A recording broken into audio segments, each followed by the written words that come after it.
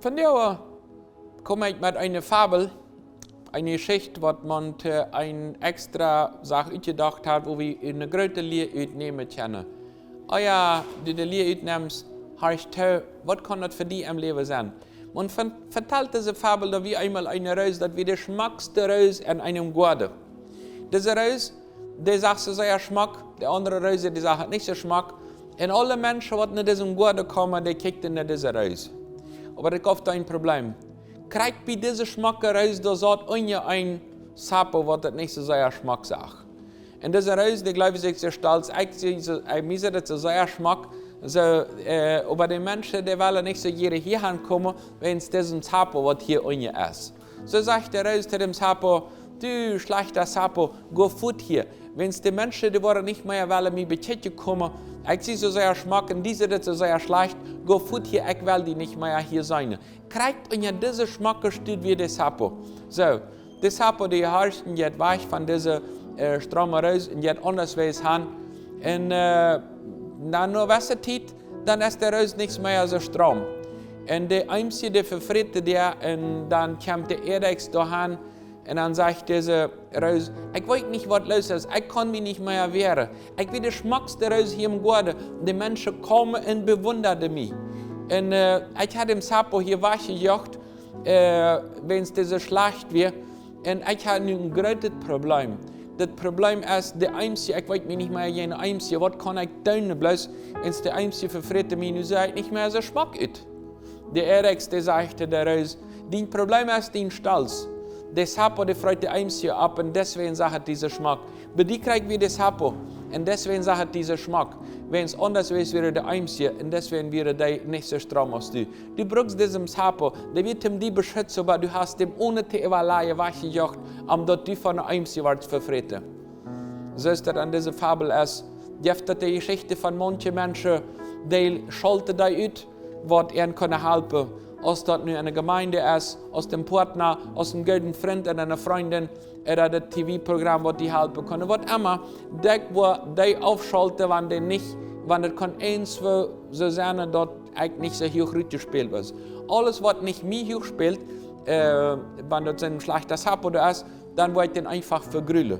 Und so viele haben sich selbst damit der Einzige angelegt, was der langsam zu verfreten. Manche Menschen sind am Hort ganz von Einzige verbeten, wenn sie nicht bereit sind, Töterharsche, was jemand den wollen rot geben, aber ich sie nicht bereit.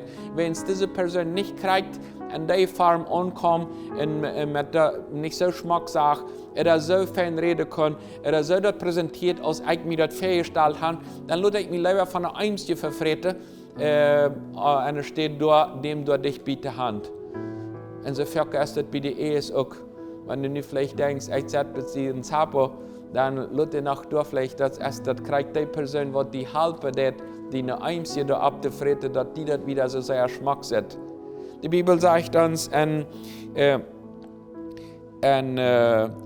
Jakobus Kapitel 1 von Vers 3 und wieder, wollt ihr nicht, dass der Glaube bewirrt wurde und dann sich bewirrte und dann Geduld produziert wird. In der Geduld, aber was der vollkommen wird an ihre Worte, muss wie wieder kämpfen. Und wenn jemand an Weisheit mangelt, der kann Gott beten und der wird am jede die Weisheit geben, ohne am was fertig schmieden und wird am diese Weisheit geben. Also am Leben braucht wir ans Glauben, wenn das eine Probe gibt, dann gibt es Geduld. Und die Geduld hilft uns wieder Deich zu holen im Leben.